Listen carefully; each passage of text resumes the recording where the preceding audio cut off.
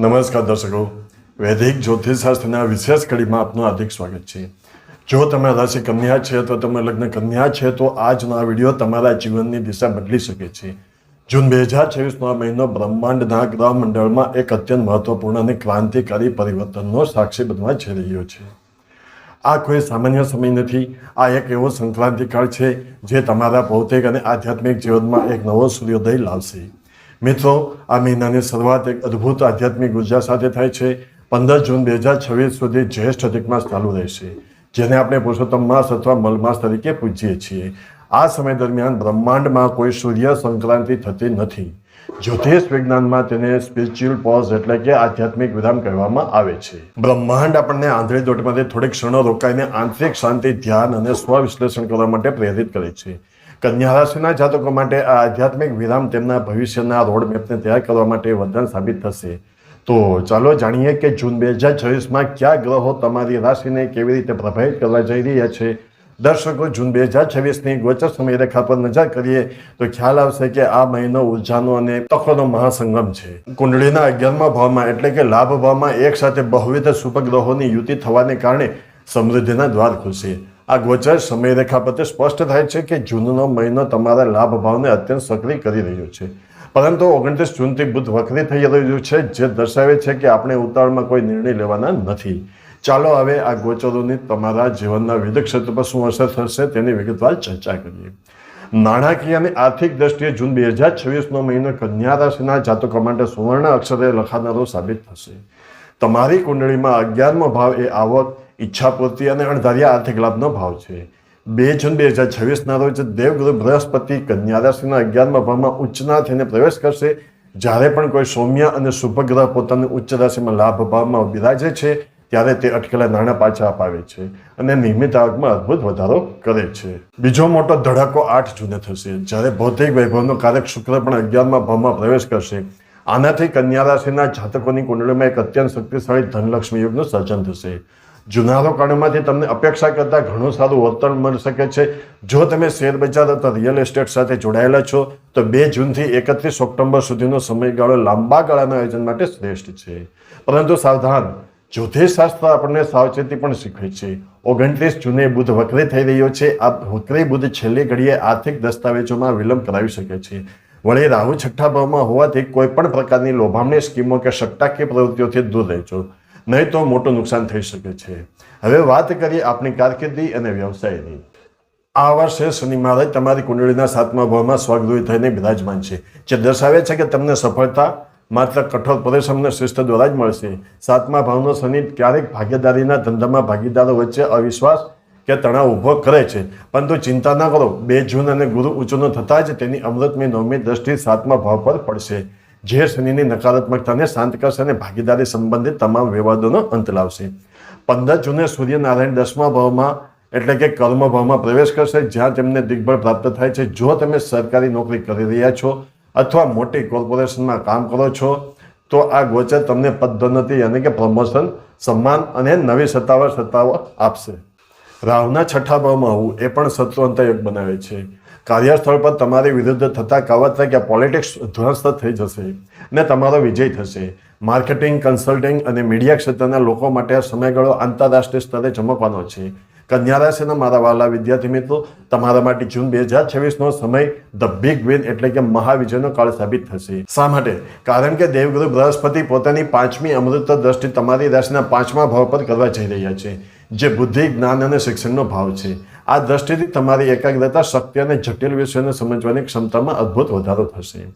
ખાસ કરીને finance, data analytics, કાયદો એટલે કે લો અને મેડિકલ સાયન્સનો અભ્યાસ કરતા વિદ્યાર્થીઓ માટે આ સમયગાળો અસાધારણ પ્રગતિ લાવશે।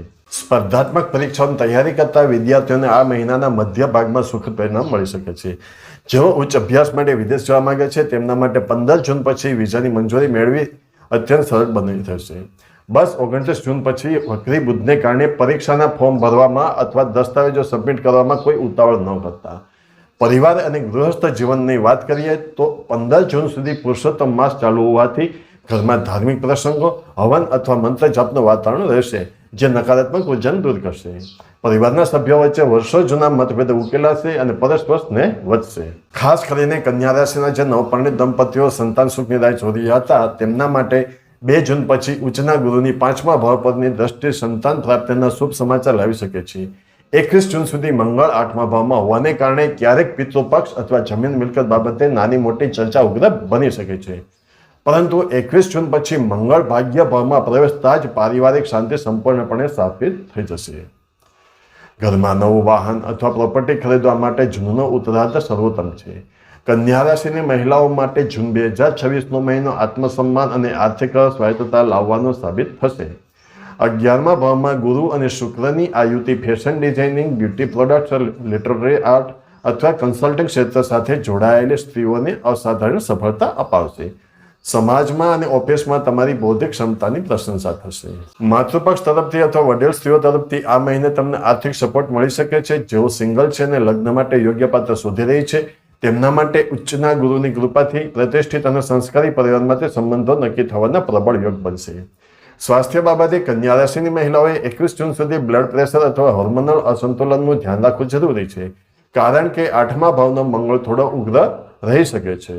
સ્વાસ્થ્ય એ જ આપણી ખરી સંપત્તિ છે. કન્યા રાશિના જાતકો માટે સ્વાસ્થ્યનો મંત્ર છે સસ્ટેનેબલ સિસ્ટમ્સ, એટલે કે લાંબા ગાળાની નિયમિત દિનચર્યા. કન્યા રાશિના જાતકો સ્વભાવથી જ અતિશય વિચારનારા હોય છે, જેના લીધે તેમની સીધી અસર પાચન તંત્ર અને પેટ પર થાય છે. 21 જૂન સુધી મંગળ 8મા ભાવમાં હોવાથી પિત્તદોષ, એસિડિટી કે પેટમાં બળતરાની ફરિયાદ રહી શકે છે.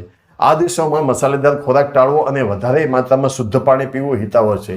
શારીરિક નબળાઈઓ છતાં 6ઠ્ઠા ભાવમાં રહેલો રાહુ અને 11મા ભાવમાં ઉચ્ચના ગુરુની ઉપસ્થિતિ તમને કોઈ પણ ક્રોનિક બીમારીઓમાંથી ઝડપથી બહાર લાવવા માટે રક્ષણાત્મક ઢાલ તરીકે કામ કરશે. 29 જૂન પછી જ્યારે બુધ વક્રી થશે ત્યારે અનિદ્રાની સમસ્યા થઈ શકે છે. તેથી રાત્રે સૂતી વખતે સ્ક્રીન ટાઈમ ઓછો કરવો અને હળવું સંગીત કે ધ્યાન કરવું તમારા માટે અત્યંત ફાયદાકારક રહેશે. મિત્રો, આપની રાશિનું રાશિફળ દર મહિનાની 24 તારીખે બપોરે 2 વાગ્યે આપણી ચેનલ લાઈવ યુનિક લાઈવ પર મળી જશે, જે જોવાનું ચૂકશો નહીં. દર્શકો, જૂન 2026ના નકારાત્મક ગ્રહી પ્રભાવોને દૂર કરવા અને શુભ ગ્રહોના પ્રચંડ લાભ મેળવવા માટે શાસ્ત્રોક્ત અને સચોટ ઉપાયો કરવા અનિવાર્ય છે. પૂરી શ્રદ્ધા સાથે આ ઉપાયો નોંધી લો. ઉચ્ચના દેવગુરુ ગુરુ માટે એટલે કે ભાગ્યોદય અને નાણાકીય વૃદ્ધિ માટે દરરોજ સવારે કપાળ પર કેસર અથવા હળદરનું તિલક લગાવો. પીળા વસ્ત્રો વધુ ધારણ કરો અને વિષ્ણુ સહસ્ત્રનામ અથવા ઓમ બ્રેમ બૃહસ્પતિ નમઃ મંત્રની રોજ 108 વાર માળા કરો. દર ગુરુવારે ગાયને ચણાની દાળ અને લોટની પેઢી પર હળદર લગાવીને ખવડાવો. શનિ અને રાહુની શાંતિ માટે એટલે કે દાંપત્ય સુખ અને શત્રુનાશ માટે દર શનિવારે સાંજે પીપળાના વૃક્ષ નીચે સરસવના તેલનો દીવો પ્રગટાવો. ગરીબ લોકોને જૂના વસ્ત્રો અથવા કાળા અડદનું દાન કરો અને નિયમિત હનુમાન ચાલીસાનો પાઠ કરો. રાશિ સ્વામી બુદ્ધ માટે એટલે કે વાણી અને બૌદ્ધિક રક્ષણ માટે દર બુધવારે ભગવાન ગણેશજીને લીલી દુર્વા અને મોદક અર્પણ કરો. કબૂતર અથવા પક્ષીઓને બુધવારે પલાળેલા લીલા મગ ખવડાવો. આનાથી વેપારમાં રહેલા અવરોધો દૂર થશે. તો કન્યા રાશિના જાતકો, આ બ્રહ્માંડ તરફથી મળેલા આશીર્વાદ અને પરિવર્તનનો કાળ છે. યોગ્ય આયોજન અને આ આશાવાદી અભિગમથી જૂન 2026નો મહિનો તમારા માટે અદ્ભુત સફળતા લાવશે. મિત્રો, જો તમને આ વિગતે જ્યોતિષી વિશ્લેષણ ગમ્યું હોય તો આ વિડીયોને લાઇક કરો, તમારા મિત્રો અને સ્નેહીજનો સાથે શેર કરો અને અમારી ચેનલને સબસ્ક્રાઇબ કરવાનું ભૂલશો નહીં. તમારી કુંડળી અંગે કોઈ મૂંઝવણ હોય તો કમેન્ટ બોક્સમાં જરૂર લખો. ઈશ્વર આપ સૌનું કલ્યાણ કરે. ધન્યવાદ અને જય શ્રી કૃષ્ણ.